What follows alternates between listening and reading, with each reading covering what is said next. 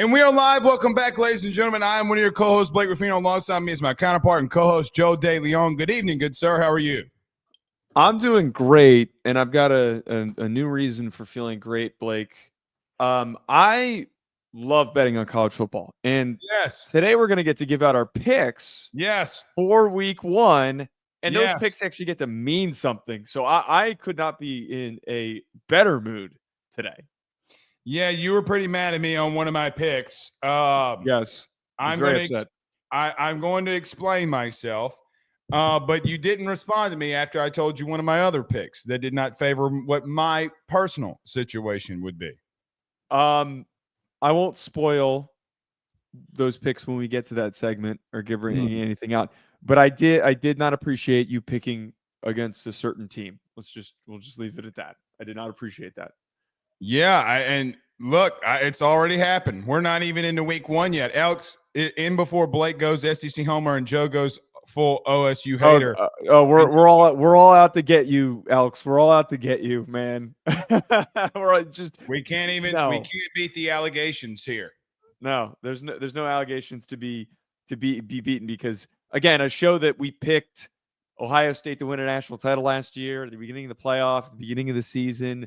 We're of course Ohio State haters. You're an SEC homer, and it's all how in the world can I pick Ohio State to win a national title and then be right, and then people call me a homer? I know. It's just I know Alex is screwing this, but I do find that sometimes people think that we have bias against certain teams. There might be like one or two teams that we do just because of our fandoms, but the rest there's none. There's none. I picked Alabama.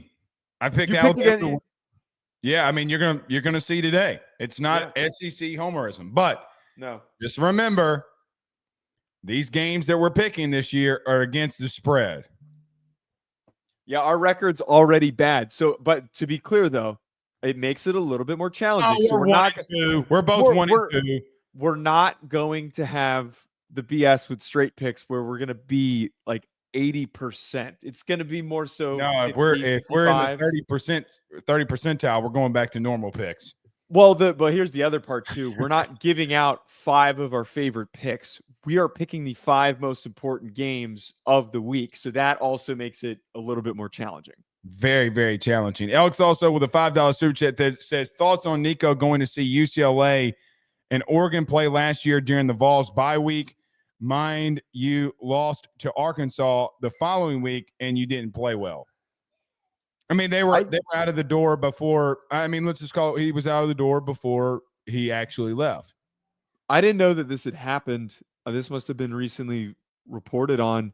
Yeah, it didn't feel like his head was in it in the first place. That was something that was noticeable but not talked about. And then after the whole drama that happened this offseason, it was so clear that he didn't want to be there. I don't even really know why he picked Tennessee. That's the weirdest part about all this is I don't know what his plan was. No, you remember because we talked about it on the show. Remember, the Spire Group from Tennessee flew him out there on a private jet, and they paid him a ridiculous amount of money to go to Tennessee. I mean, that's exactly how it went down.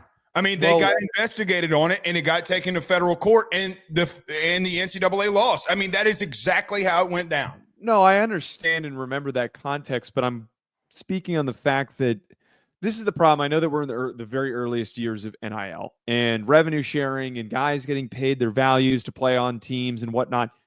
That is where the problem now lies, where guys are making money or making decisions just based on how much money they're going to be making. And that does not produce the most success. That is not going to be the best situation for you to succeed in. The inverse of that, this whole offseason, and you and I heard rumblings about this before Lenora Sellers came out and said that he received an $8 million offer to enter the transfer portal. You and I were hearing about that. There were a couple of teams that were really pushing for him and talking to his agent about doing that. And he did the opposite. He realized, hey, I had a great year last year. If I go to another school just because they're paying me more money, that might be a detriment to me. I think that the next couple of years, we're going to see a lot of situations where guys are turning down ridiculous contracts because it's not the NFL. It's not the NFL where you're given a 10-year deal, or if you're a quarterback or something comically long or 5-year deal, whatever it is, that if things go wrong, you're still getting paid. You still have guaranteed money. It is short-lived, and things can hit the fan very, very quickly. You know what he's doing? But even if he has a Heisman Trophy caliber season, which we're going to preview Utah and UCLA today. I see Titan Super Chat. So, Titan, we are getting to Utah and UCLA today. But you know what he's doing.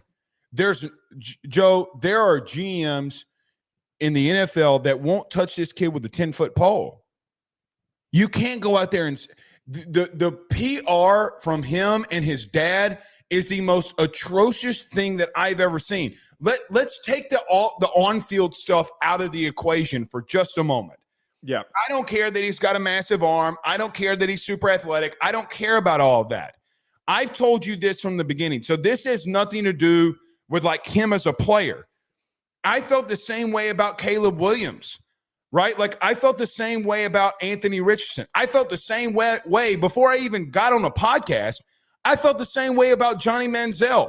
Like when everybody's like, oh, you got to draft Johnny Manziel. I hated him as a quarterback, as a person. You go out, there's no way as a GM that I want this guy in my locker room. None.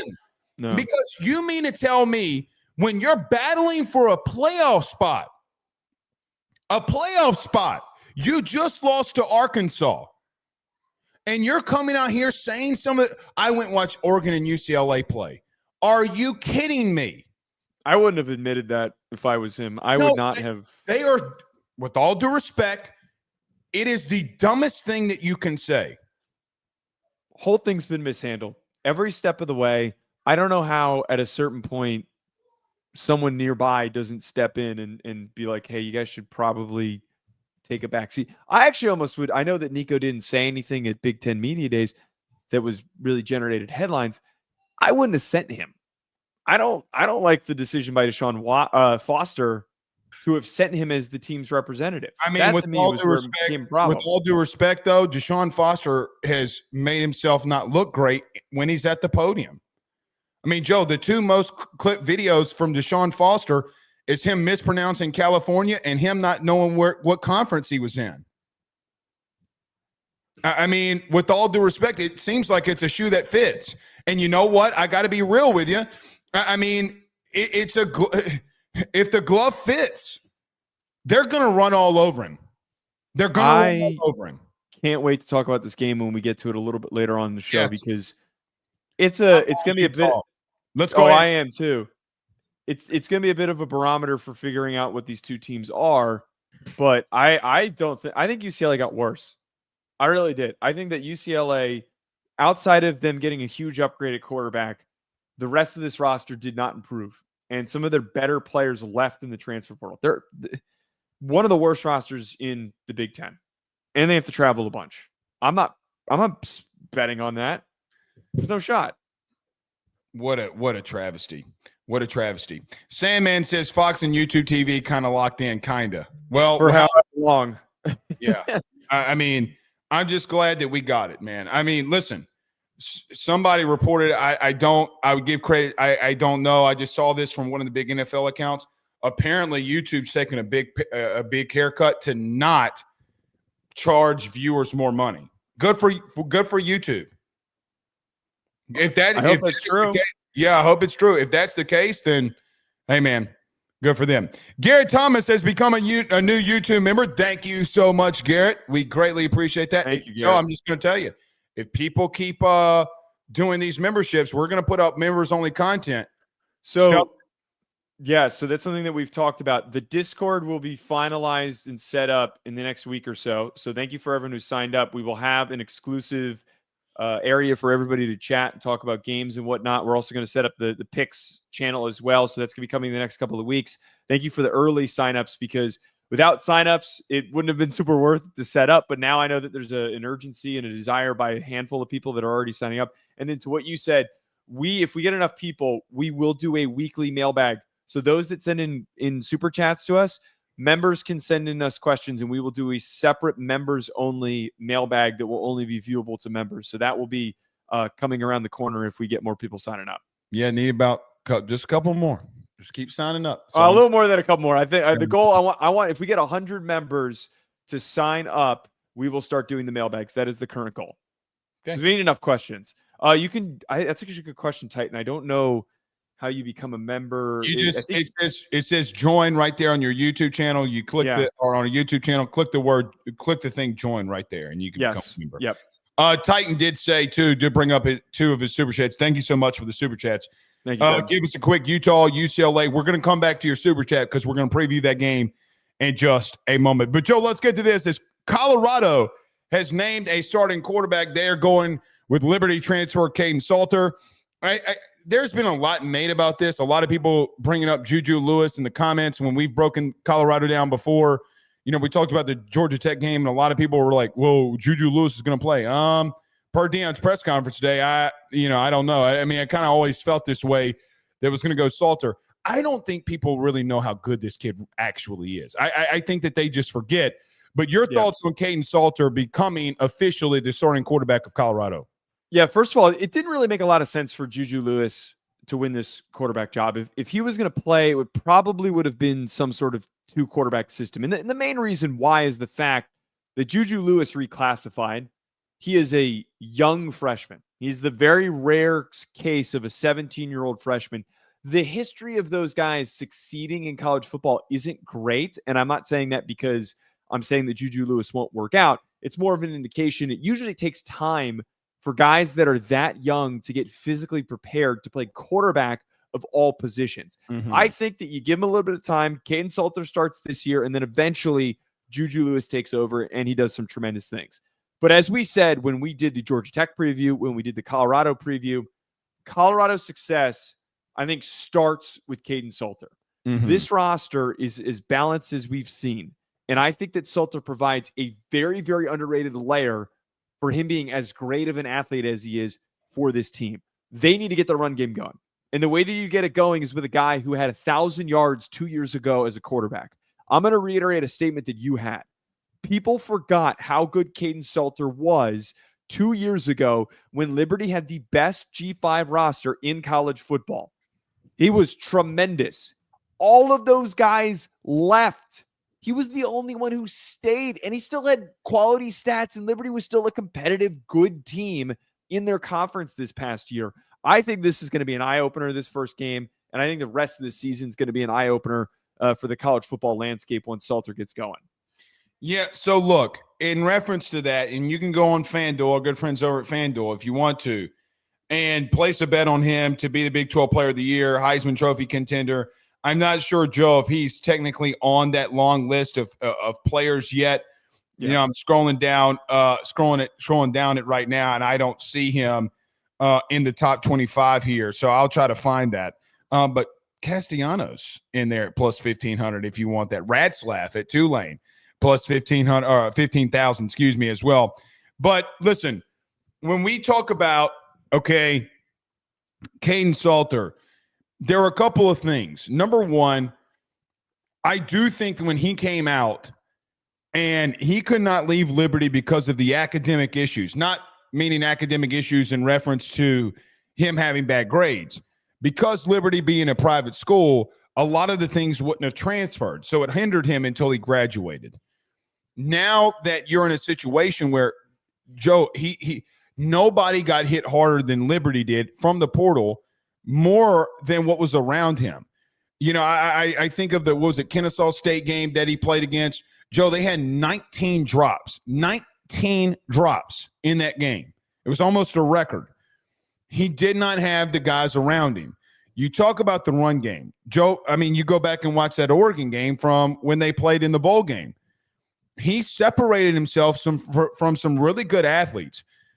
This is the Big 12 we're talking about. And listen, I think Jador Sanders is a really good quarterback, but I get to a situation where the different dynamic that he brings for your team, Joe, 7 yards is 7 yards. And what he does exceptionally well, and I would almost borderline say at an elite level, is knowing when to push up in that pocket and get 7 yards and either get down or get out of bounds.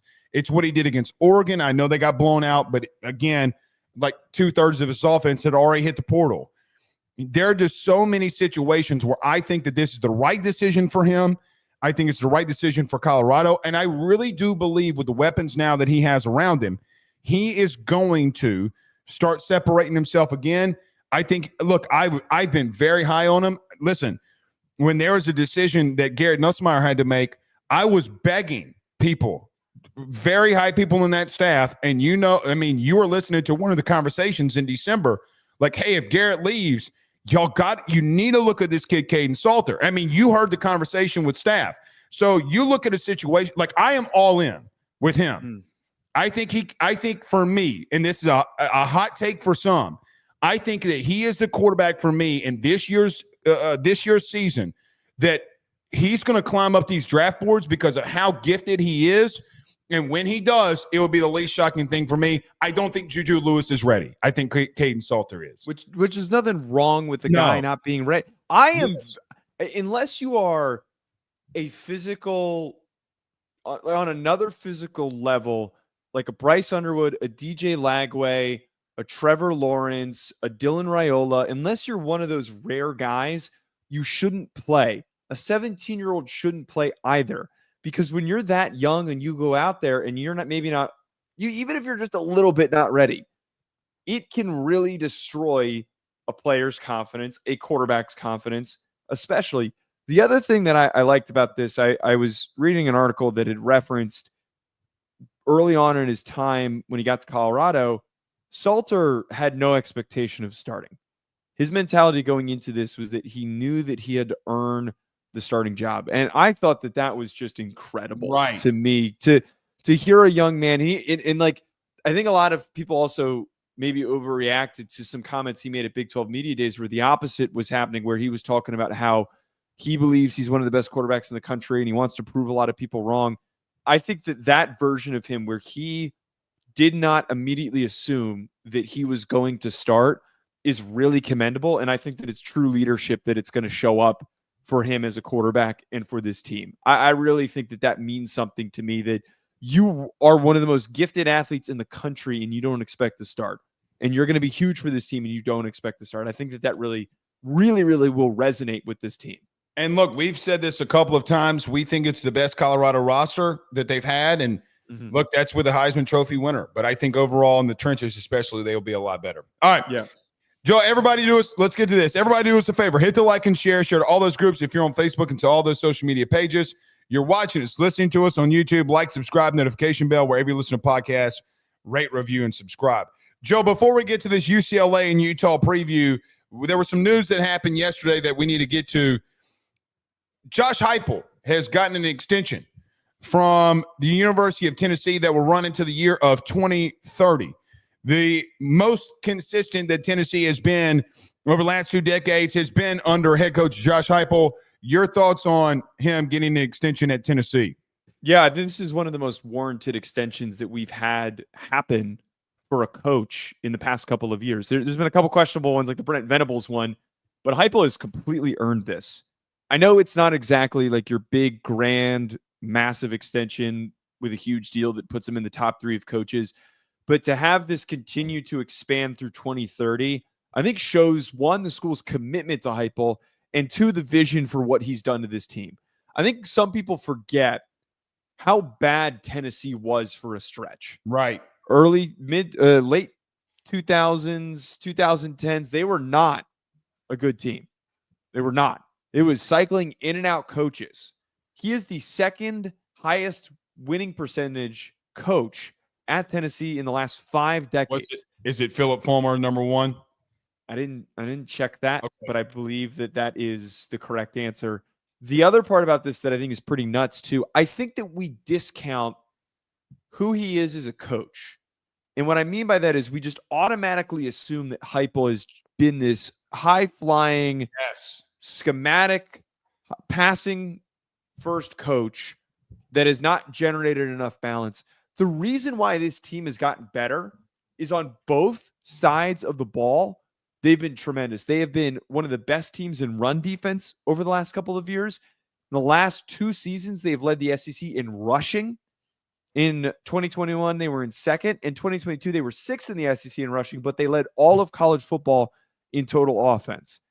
He has turned Tennessee into a team that can be consistently good. But I think the most important part, Blake, Heupel has built a foundation that most programs do not have, where they will burn early, they'll start burning bright, and then they'll fall apart. I think that this progressive improvement year by year has been a big reason why Heupel is in here for the long run. We got to understand something. So you took my take from me in reference to, look, when he was hired and Danny White, who was his former AD, who Danny White gets the AD job at Tennessee, he brings Josh Heupel with him when that job opens up. Skull Can is what I call him. But Jeremy Pruitt was released from his duties because of the whole scandal and recruiting and McDonald's bags and all that stuff. Heupel comes in, and I think the perception was when he came in, it's going to be nothing but high flying around Tennessee. And look, in 2022, it was. And I think that there has been a misconception from the fan base, other fan bases. Bases? No, bases. Bases. That who he is as a coach. Joey's been very adaptable to who he is.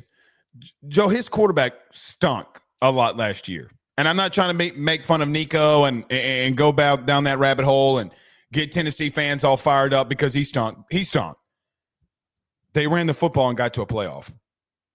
They ran the football, but made Deion Sanders the SEC Player of the Year, and they got to a playoff because of it.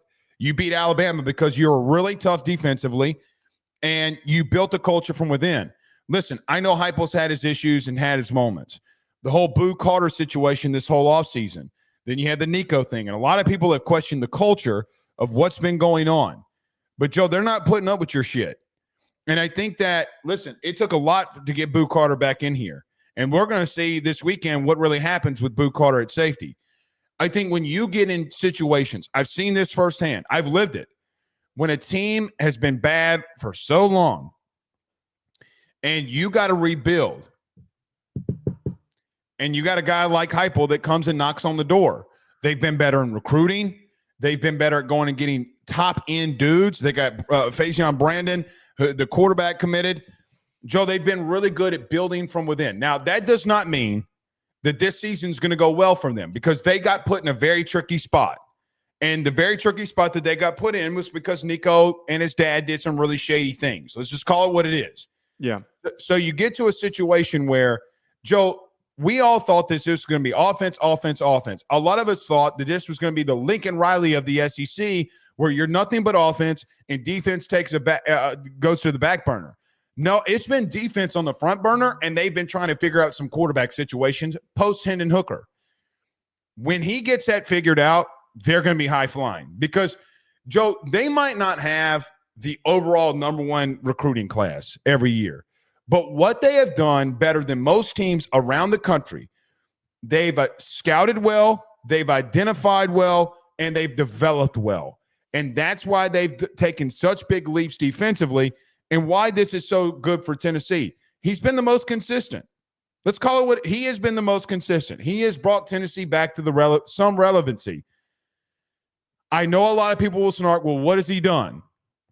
Outside of 2022, he's put Tennessee, he brought him to a playoff. Yeah. I mean, his best player last year went down in the first quarter. I mean, that's like, Joe, that's like saying if Jeremiah Smith or Walker Howard would have went down last year for Ohio State in a playoff. Like, what are we talking about? And so I think there are a lot of things that we get misconceived about how good Heupel has been at the University of Tennessee. I also think one other part about this that should be brought up, and then I've got a problematic angle that we should also bring up. You problematic? No way.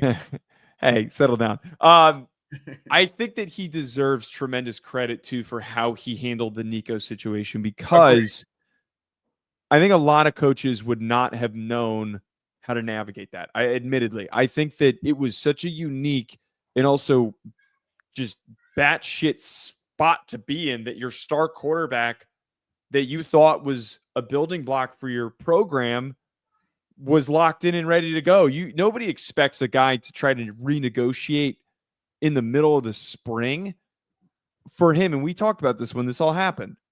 For him to say, I'm not putting up with that BS. I'm not starting a bad precedent for this team for a guy who frankly has not earned it. If you want to leave, you leave. And that's what happened. That required, I think, a lot of fortitude and balls. Yeah. The problematic angle that I bring up, though, he's extended through 2030, and I think that this is the extension is long enough to protect from this happening. Am I being lazy in saying that? I feel like that this is deliberate to make sure that there are extra years on his contract so that Oklahoma at the end of this season or maybe the next doesn't try to pick up the phone and try to convince him to come? I thought about that. And here's the thing with me on that I came down to the conclusion on.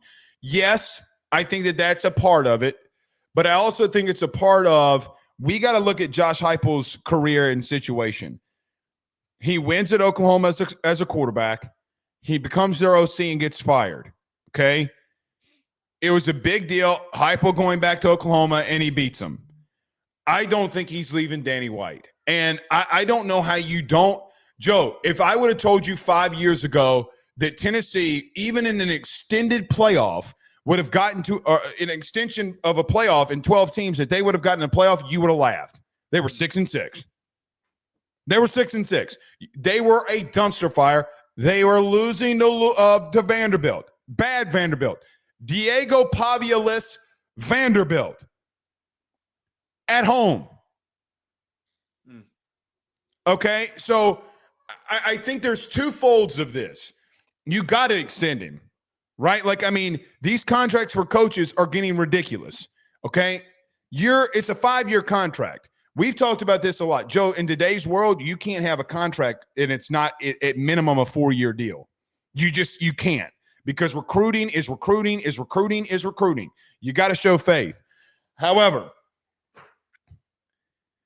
you can't convince me that Oklahoma will not spend an enormous amount of money to get him home. Can't convince me. And I agree. That was actually my last point on this, and you just stole it from me again. But okay. I agree. I do agree that Oklahoma, if you don't hit here with Venables, Joe, I mean, like, where do you turn here? I bet it's the first call that they make. I don't think that Heupel leaves. I agree with you that. Can it be? Because if you got to pay $65 million, say you fire Venables at the end of the year, hypothetically speaking, you're going to spend $50-60 million? Because I don't think that's happening. Let's see if I can find his buyout. By the way, Venables just got a contract extension. What's his buyout? Wait, what does this say? Heupel left UT on his own before December 15th, 2025. He would owe the university $8 million. Oh. That's an awfully small buyout. Ruh-roh. This is per Knox News in Knoxville, Tennessee. Leaves before what date? December 15th. Of this year? Yeah, and I don't know. I wonder what it is. I wonder what it is now that the contract extensions happened after December 15th. Well, right, but this article was updated after the contract extension, so I don't. But unless this is reported wrong, I don't. That seems so low. That is very low. Maybe $8 million. If Oklahoma only had to pay $8 million to get him, or a whole staff. What is Venables' buyout? And then, you spend $8 million to get. But see here, it says December 8th of this year or December 15th of this year, which means to tell me that there's going to be a bigger buyout after that. Because it's not. Yeah, it doesn't state that. It doesn't state that in this. We'll figure that out. Yeah, we'll figure. Yeah, we'll see. That's interesting though. Very interesting. All right, let's move on here. Titan comes in, Joe, with a $2 super chat. He says, "Why don't y'all give a quick Utah and UCLA game rundown?" Well, Titan, now that you're a new member on our YouTube channel, we're not going to give a little preview here. We're going to give you a full preview. Joe, as UCLA versus Utah goes down this weekend, when you look at the Utah Utes and a revamped UCLA Bruins, how do you see this one going down? I wouldn't call it revamped, Blake. Plain and simple, I don't have a lot of faith in UCLA in this game. They're hosting it in Los Angeles. UCLA hosted Rose Bowl games. Are one of the least daunting home environments in college football because the stadium's practically empty, unless they're competitive, which they're not exactly at the current moment. Like, if I just pay close attention to the most important tenets of success in college football, it's going to tell me who wins this game. If we pay attention to quarterback talent and performance and the lines of scrimmage, we can find our answer. For Utah's case, they have one of the best offensive lines in the country. They're the only team in college football that can say they have two guys in the preseason that are recognized by the NFL as potential first-round picks. Spencer Fano and Caleb Lomu, both of their tackles, both young guys as well that are that talented. And then when we look at the other side of the ball, they've got great talent on their defensive line. Lander Barton is a fantastic linebacker for them who could cause some serious problems for that UCLA O-line. We look at quarterback, though, that is where I think that we need to have a discussion. Nico is more physically gifted than Devon Dampier. He has every capability to take over this game because he has the tools and the traits. But we're talking about a guy who has had an offseason filled with distractions. Stepping in after the spring to learn a new offense, to learn his new teammates, all of that. We're expecting him in the first week against a Utah team that is a tough out with a very underrated defense. We're expecting him to play his best ball.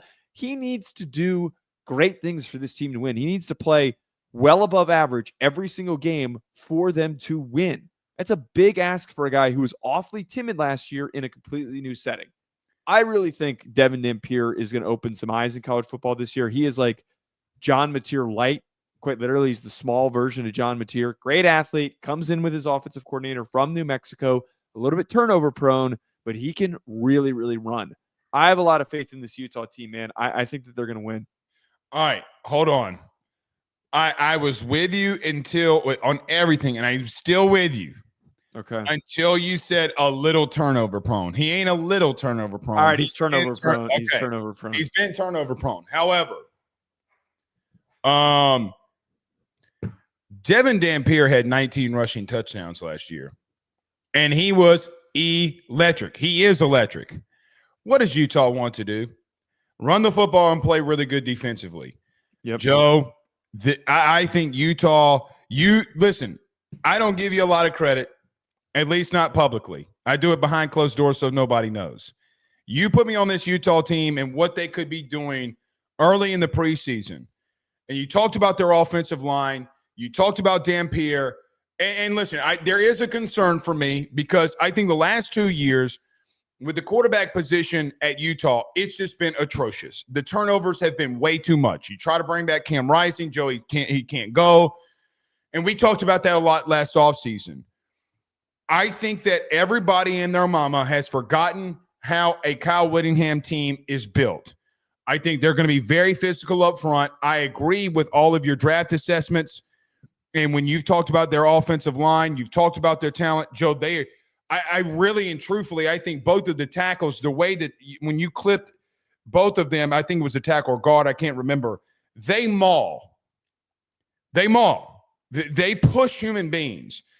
And the question that I have is what is Utah going to look like? How unique can they be defensively?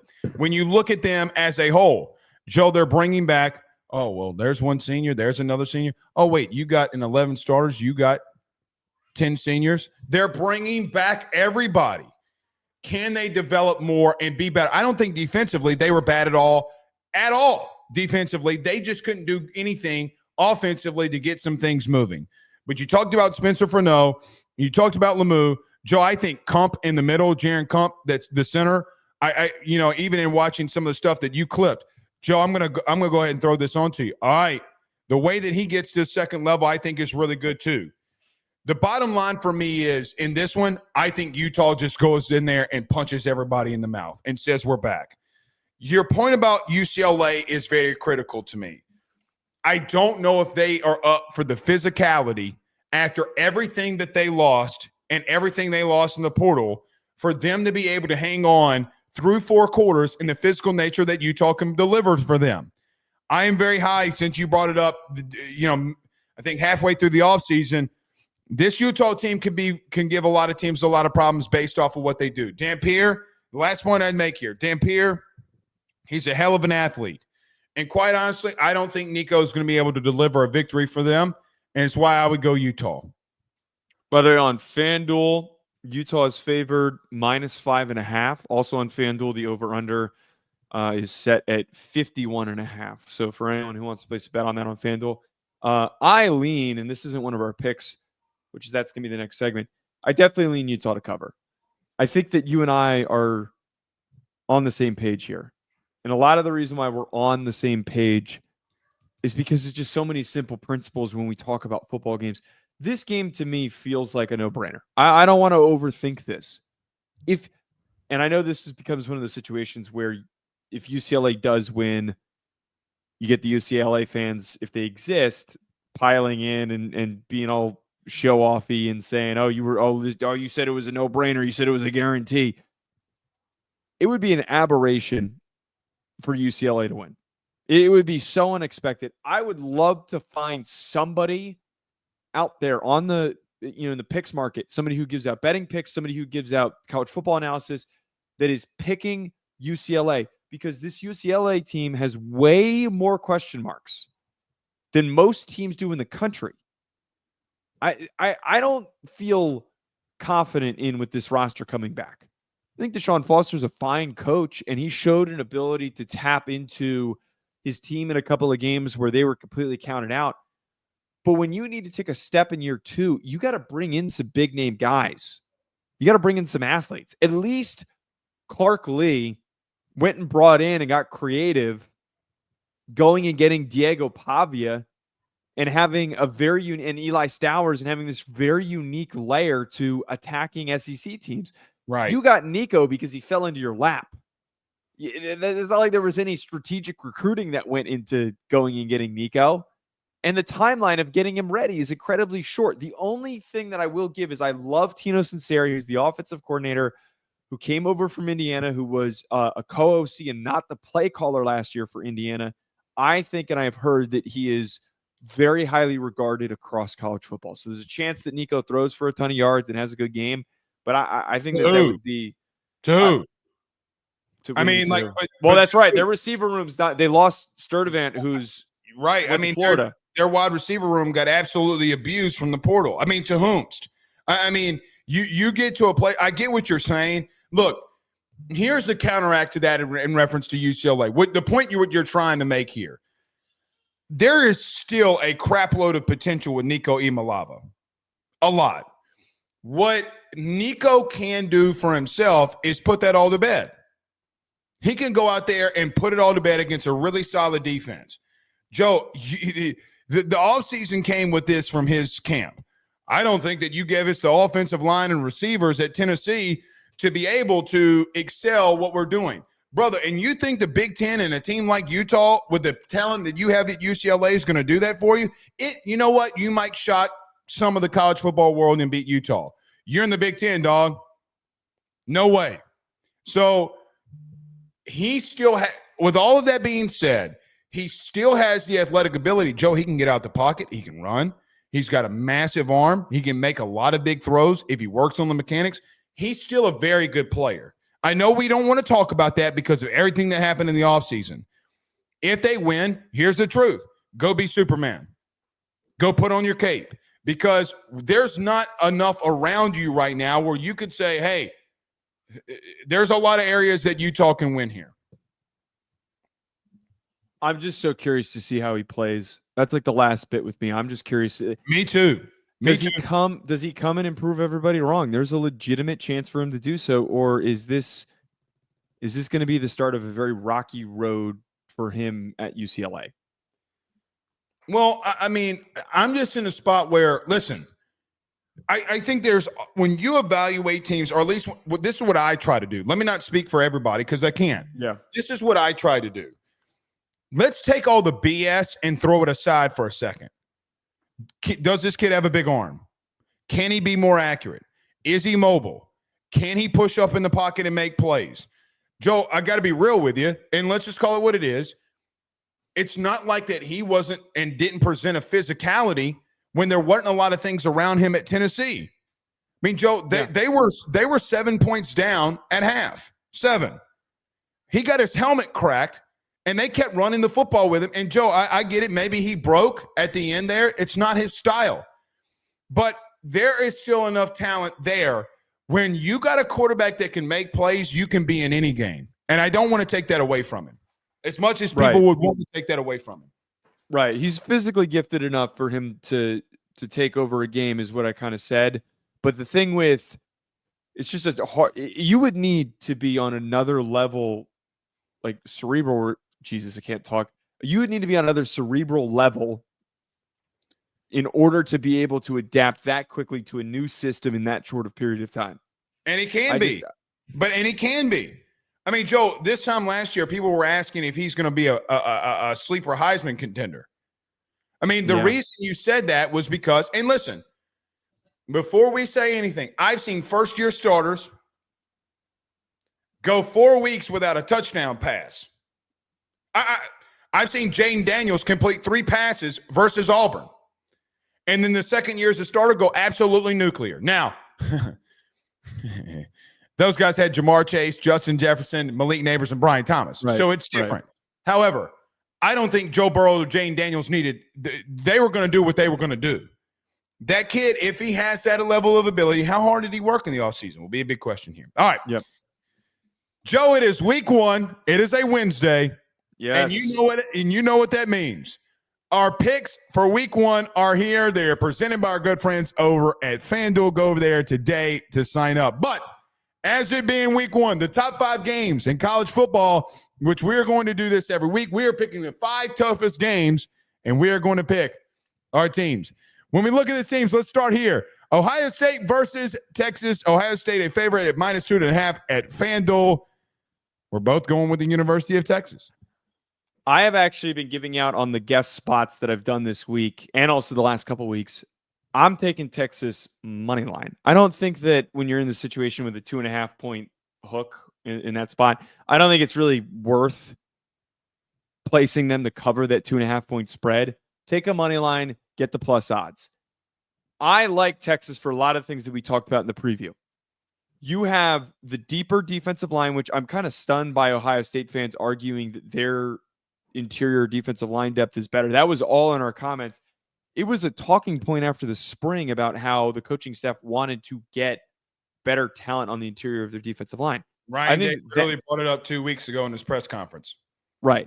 I think that to me is really important. The continuity between coordinators is really important. You've got 2 completely new coordinators for Ohio State. You've got the same guys coming back for Texas. And Arch has actually played. Julian Sain is not. Arch is a year older. Julian Sain is a redshirt freshman. Those small swinging points for me are enough for me to take Texas. I think that both these teams will be great this year. I think that this kind of reminds me of C.J. Stroud, where he loses to Oregon and then he goes on to have the prolific career that he had for Ohio State. It does not mean that this team is bad. It just means that Texas is potentially the Death Star of this season and is going to be very, very talented. For me, you bring up the front 7, and you bring up the front 7 of Texas. And I don't think Ohio State is a team that rebuilds. I think they reload. That's why they're favored. That's why our friends at FanDuel have them at plus or minus odds here. I think when you pick against Ohio State, what people are hearing from that side of the room, we see your comments in the chat right now, are, oh, you think we suck. No. Joe, you demoted Brian Hartline a year ago. You have a brand new quarterback. You have brand new offensive linemen. You have 2 new running backs. I know Jeremiah Smith is on the outside. I know Julian Sain is a very talented kid. But I have so many questions that I can't get answered until you play. Joe, we might not pick against Ohio State from here until Kingdom Come after week 1. But right now, what do we have? We have both play callers coming back from Texas. We have a guy that did start at quarterback last year and did get playing time. We have multiple running backs returning for Texas. Now, Texas has some offensive line pieces that they got to bring back. How can they deliver? They got their front 7 returning. Literally. So when I look at this, when teams and games are so even, especially in the beginning of the season, who do I have the least amount of question marks about? And this one for me at the current moment, it's just Texas. If it was flipped, clearly I'm going with Ohio State. I just think they're evenly matched, and I'm going to go with what I know more than what I don't. Yeah. I think it's easy to ride that. Well, that's pretty much what everybody's doing, it seems like here. All right, Joe, the second game. Oh, boy, I'm about to get yelled at. Miami versus Notre Dame. Miami plus 2.5 over with our friends over at FanDuel. Joe, I'm going with Miami. You're going with Notre Dame. Let's have the yelling. Okay, so I need to be perfectly clear here. I don't bet on Notre Dame. I have never placed a bet on Notre Dame in my life, and I yell at my friends for betting on Notre Dame. Sean did a very painful bit, my roommate, my co-host for Hack City, where he would bet on them every single game. And it kind of worked. The only game he didn't bet on them was the Northern Illinois game, and that kind of hurt us, I guess. I'm not gonna be betting. Shut up. I'm not gonna be betting on this game. But I did this every time last year. If I have to pick Notre Dame for a game, I'm picking Notre Dame to win. I'm picking them to cover.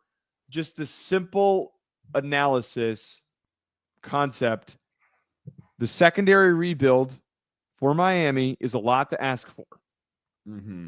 For CJ Carr's sake, I don't think there's going to be a lot on his shoulders because they're going to be able to lean on him and they're going to be able to run the football.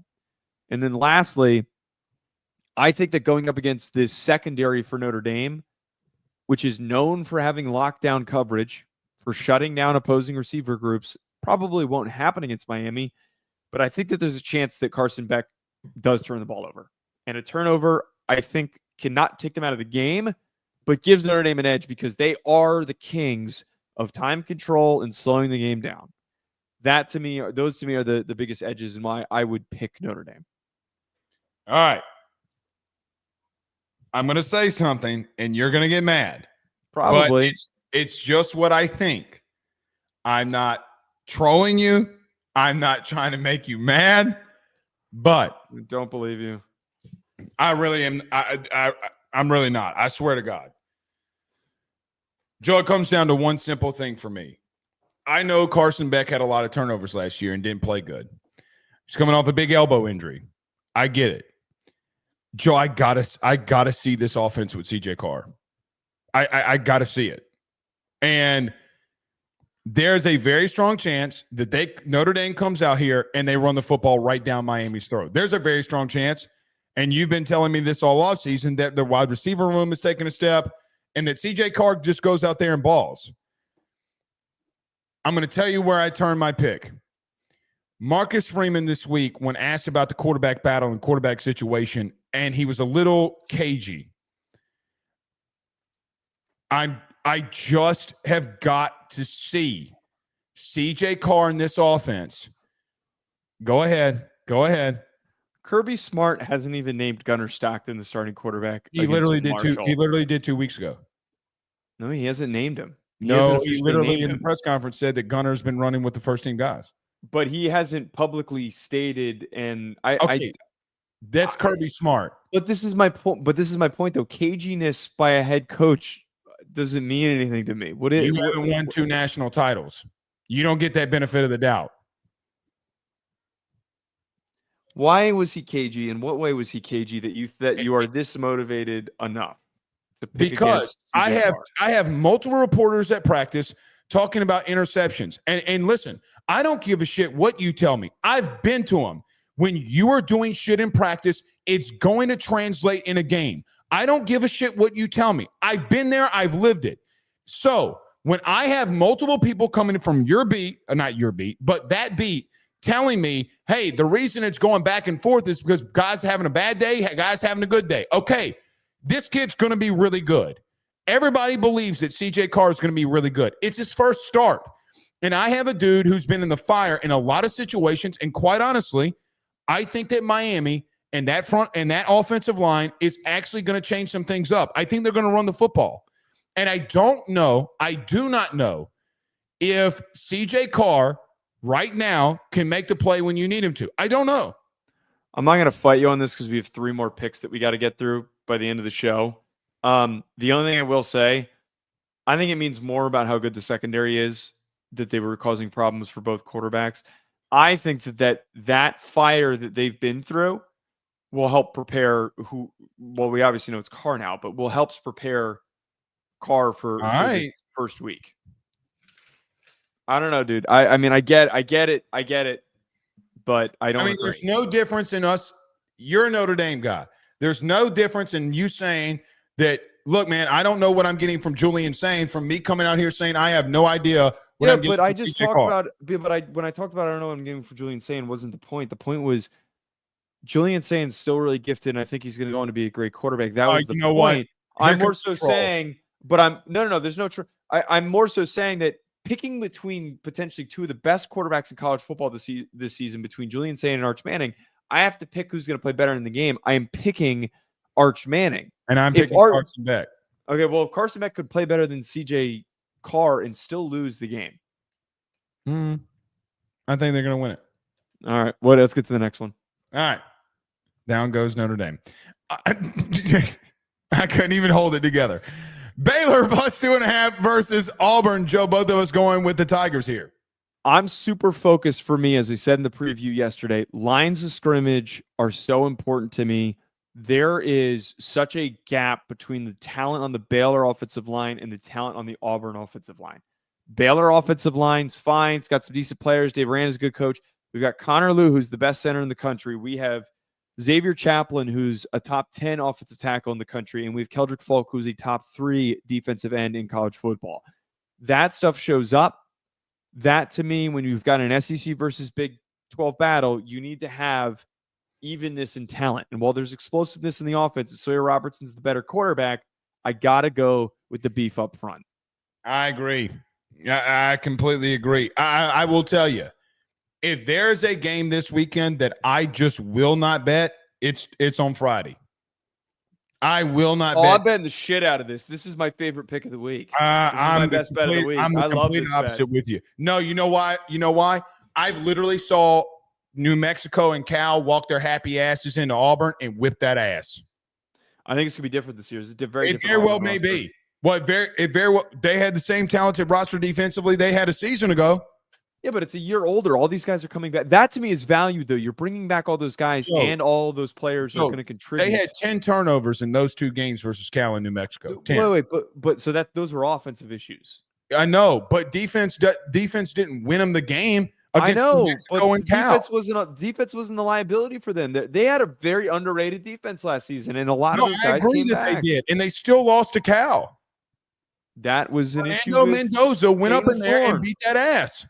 That was a Peyton Thorne issue. And we're going to sit here and act like Jackson Arnold is not somewhat the same of a turnover-prone quarterback. That's where the one swinging point is. If he plays like shit, then we're screwed. Okay. I'm screwed. No. Not we. You. I ain't nowhere close to that game. Keep me away from it. I do think you're right, though, on the big thing here. You brought up the word beef, and they got more beef than Walmart. Okay? I mean, look, man, the talent's going to overcome it, I think. Yeah. I do think it's close. I really do. I don't know if Auburn can separate themselves. I really don't. We'll see. Joe, I'm skipping this one.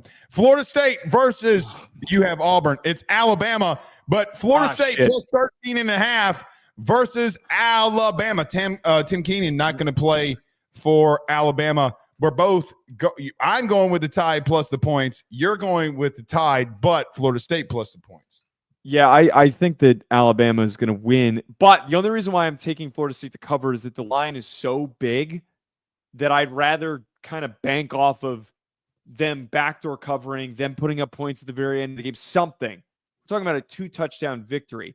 I think that Alabama has the game in control, but Florida State loses by 10 or so points.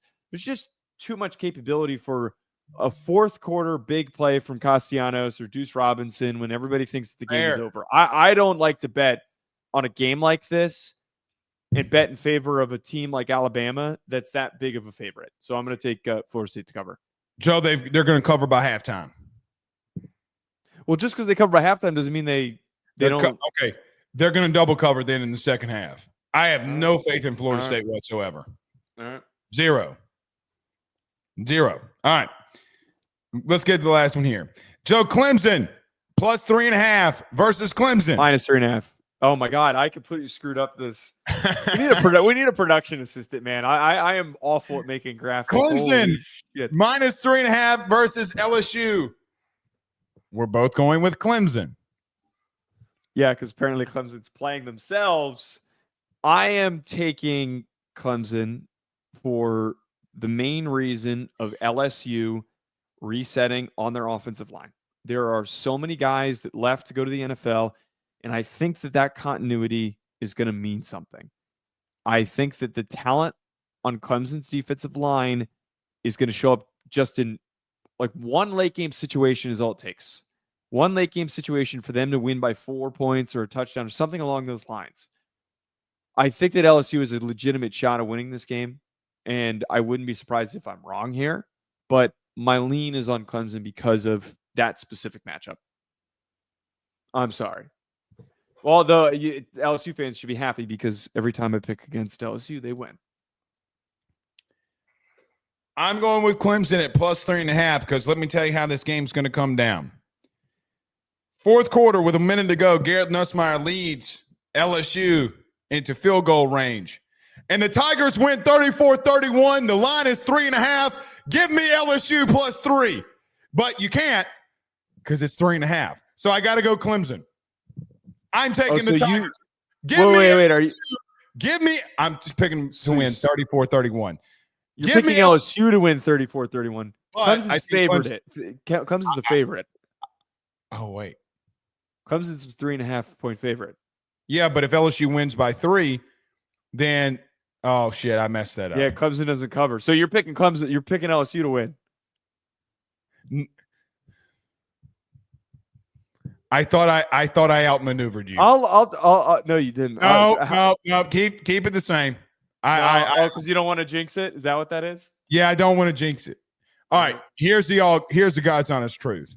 I was trying to play with you in the beginning. Pause. Yeah. Last thing. I said last year when LSU lost the opener, you got to prove it to me. You got to prove it. There, you want my take? Go prove it. I want you to win, but you got to go into Clemson and prove it. That's it. I mean, listen, Joe, I think that they're better defensively. What does that mean? I have no idea. I really thought I had you there. No, damn it. No, you had your math wrong. We'll see who ends up doing well this week. Not us, apparently. If we lose the LSU game, Clemson game, because LSU wins, I'm going to come in here happy as a lark on Sunday. Oh, I know you will. And I'll just kind of sit back. You'll be nervous. You'll be nervous as a long-tailed cat sitting next to a rocking chair because Notre Dame's got to play Miami. Well, that's true. Yeah, I'm going to be sitting in Miami, holed up in a hotel room, just fighting for my mental sanity. Speaking of that, welcome, brother. We've made it to week 1. We'll see you all on Sunday. Y'all have a good night. Peace.